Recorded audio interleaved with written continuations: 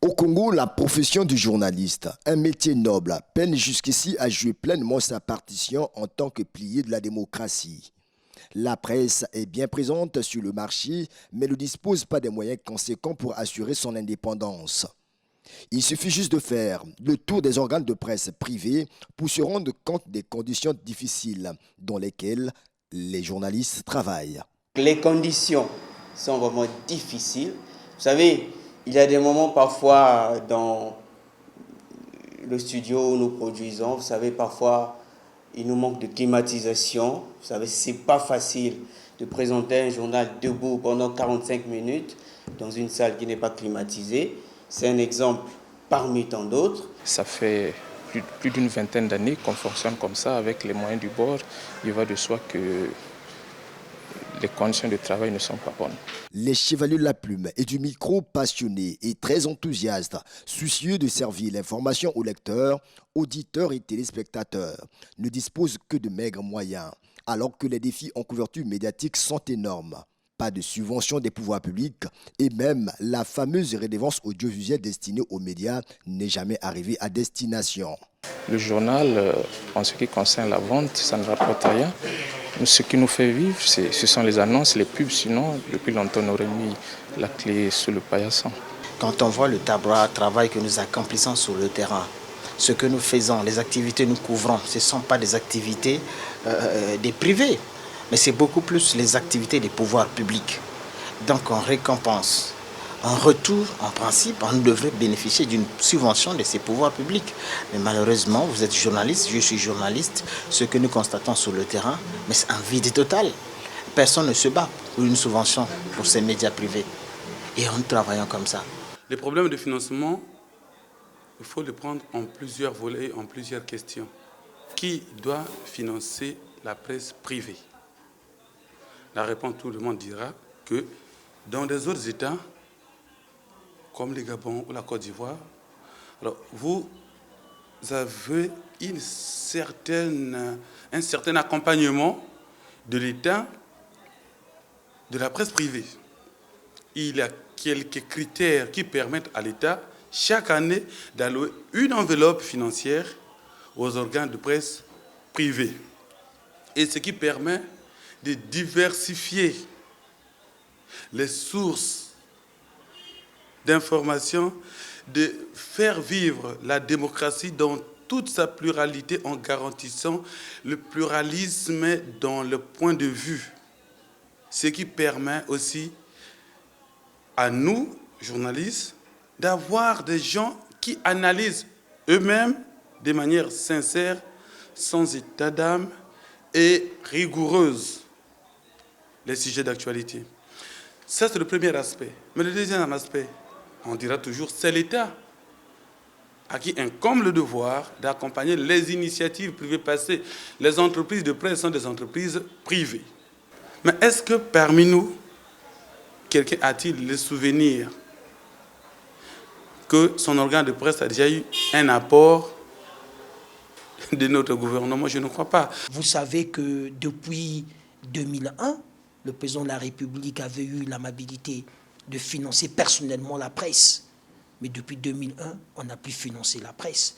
Donc, c'est aux organisations patronales de s'organiser pour que même la convention collective qu'on a eu à mettre sur pied et adopter soit signée. Donc peut-être que les journalistes devraient demander aux patrons de presse d'urger pour que cette convention collective soit signée. Lorsqu'elle est signée, donc les journalistes de la presse privée vont peut-être bien arrondir les deux bouts de mois parce qu'ils auront un traitement sain. Ils auront un rendement également sain parce que pour bien travailler, il faut bien manger. La conjoncture économique actuelle est venue renforcer cette situation de précarité. À Brazzaville, tout comme à Pointe-Noire, on s'en doutera, certains médias ont fermé et ceux qui restent sur le terrain survivent. La crainte est énorme. Le problème économique est tel que, comme on n'a pas pu allouer une subvention régulière, légale et légitime à la presse nationale privée pendant les temps des vaches grasses, Alors, croyez-vous que c'est maintenant que tout le monde pleure, que chacun réclame ce que l'État devrait lui donner, qu'on doit en avoir? Vous pouvez me dire encore, oui, le gouvernement, c'est le gouvernement de la République. D'accord. Mais comment croire et comprendre que le gouvernement, qui n'arrive pas à entretenir sa propre nouvelle République, les journaux de la nouvelle République, c'est les journaux de l'État, il ne vit plus, alors que les bâtiments ont été construits, alors que les équipements ont été fournis. Mais la nouvelle République aujourd'hui ne vit pas. C'est un organe de presse de l'État. Vous savez les conditions dans lesquelles on travaille à l'Agence congolaise d'information? Allez voir. Télé Congo, Radio Congo, l'imprimerie nationale, ça devient un cimetière des éléphants. Allez voir les vieilles machines. Il y a même des privés qui louent maintenant là-bas. L'imprimerie nationale. Alors, donc, je ne crois pas que le gouvernement, qui a ses propres structures, qui n'arrive pas à entretenir, puisse penser à la presse privée, qui en réalité n'est pas prioritaire pour le gouvernement.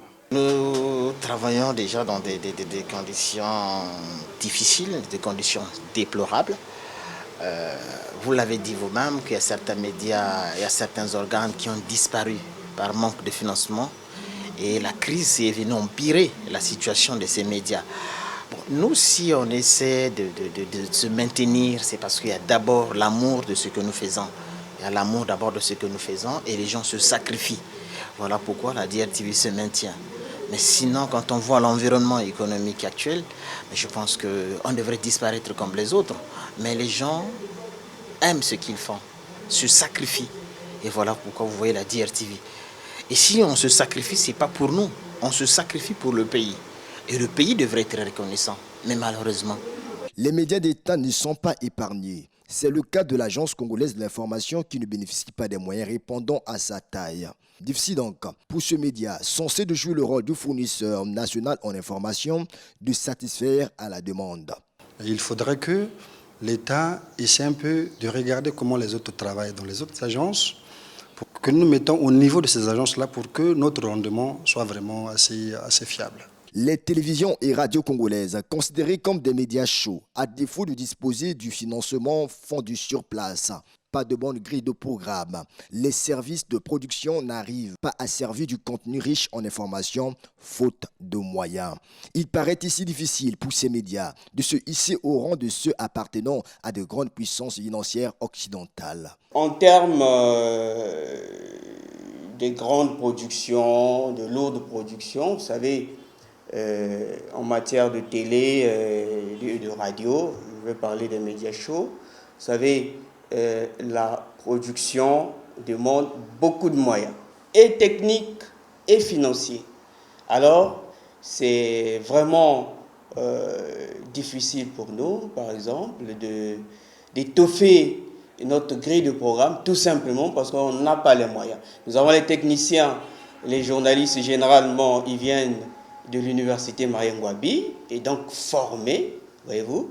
Nous avons des techniciens, mais nous n'avons pas les moyens, et donc du coup, en termes de production, vraiment, c'est très difficile pour nous de produire, et si bien qu'on fait du surplace, et quelquefois la redondance, bon, c'est vrai, hein, on le sait, en matière de communication, quand il y a redondance, il y a saturation. Quand il y a saturation, il y a rejet. Nous le savons, mais c'est malgré nous que nous le faisons. Et voilà, parce qu'on n'a pas les moyens. Vecteur d'accompagnement d'une démocratie moderne et solide, la presse se situe entre le marteau et l'enclume. Son statut de quatrième pouvoir n'est encore que de nom.